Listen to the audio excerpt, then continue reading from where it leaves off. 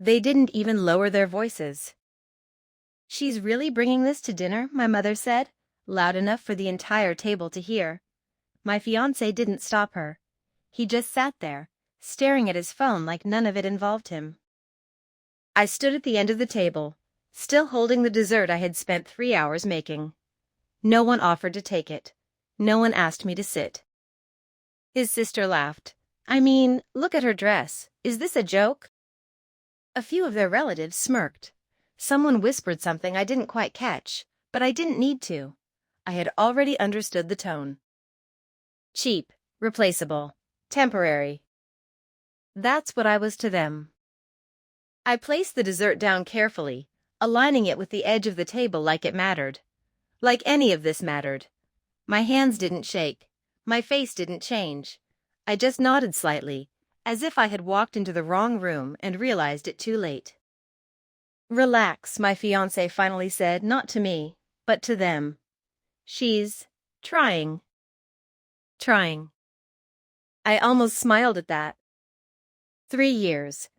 3 years of showing up, supporting him, building plans around a future he promised me. And all it took was one dinner for them to reduce me to a joke. But what stayed with me wasn't the insult. It was the silence. No one defended me, not even him. That told me everything I needed to know. I picked up my bag quietly. No dramatic exit, no tears, no confrontation. Just a small, controlled breath as I turned toward the door.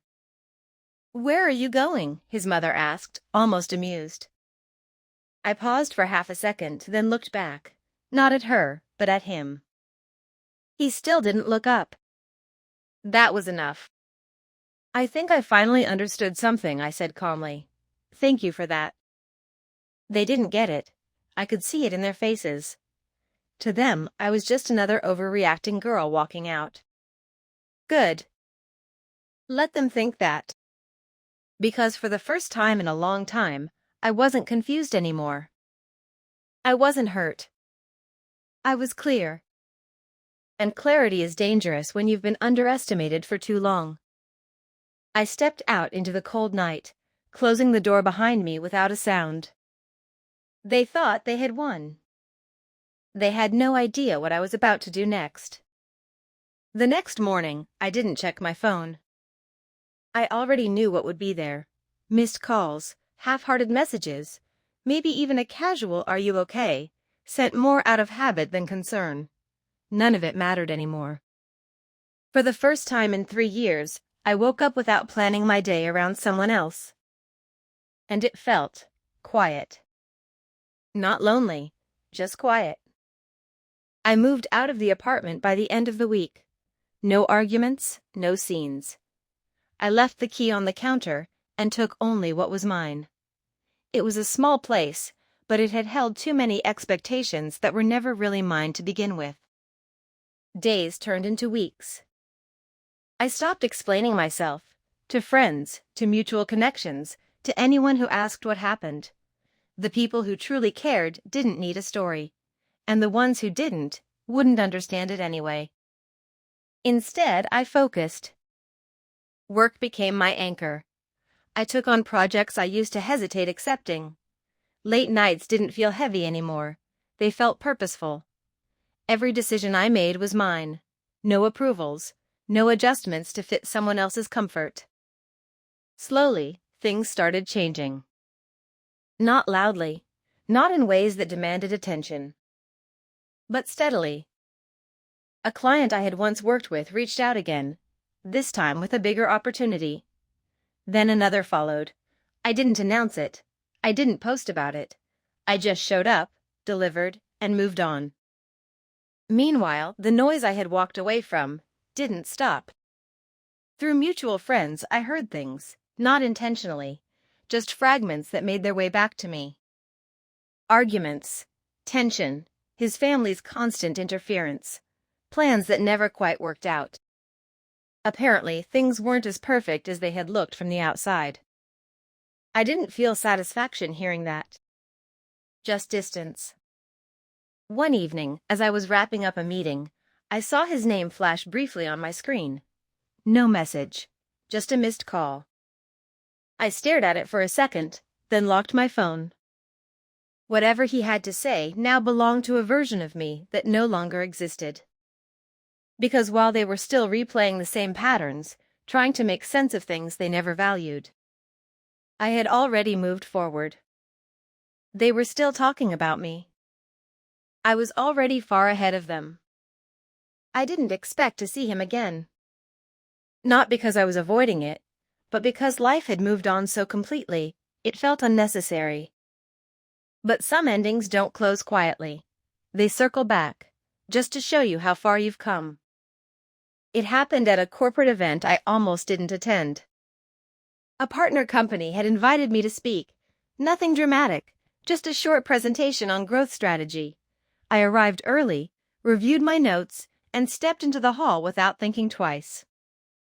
That's when I saw them. His family, sitting near the front. And him. For a moment, nothing moved. Not them. Not me. Just a brief pause where the past and present stood in the same room, recognizing each other.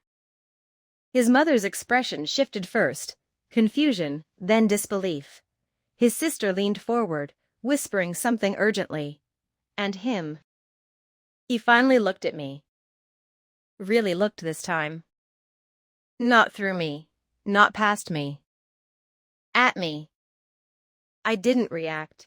I didn't need to. When my name was announced, the room quieted.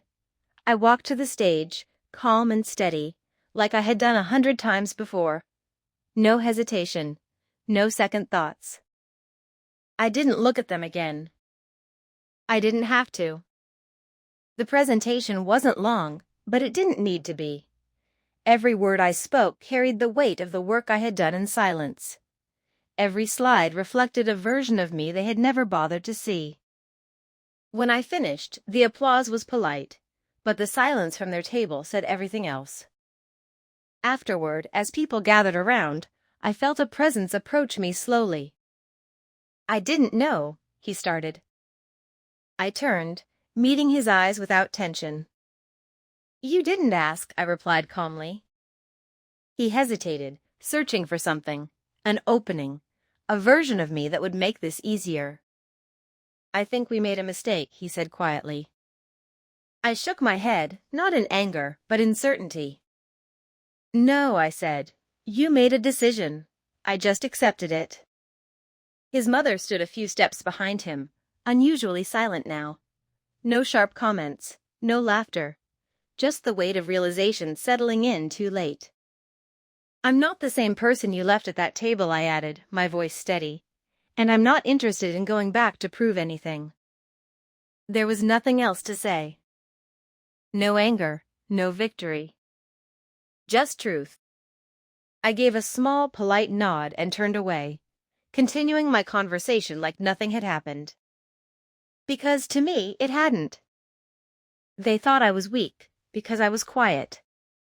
They didn't know I was simply busy becoming strong.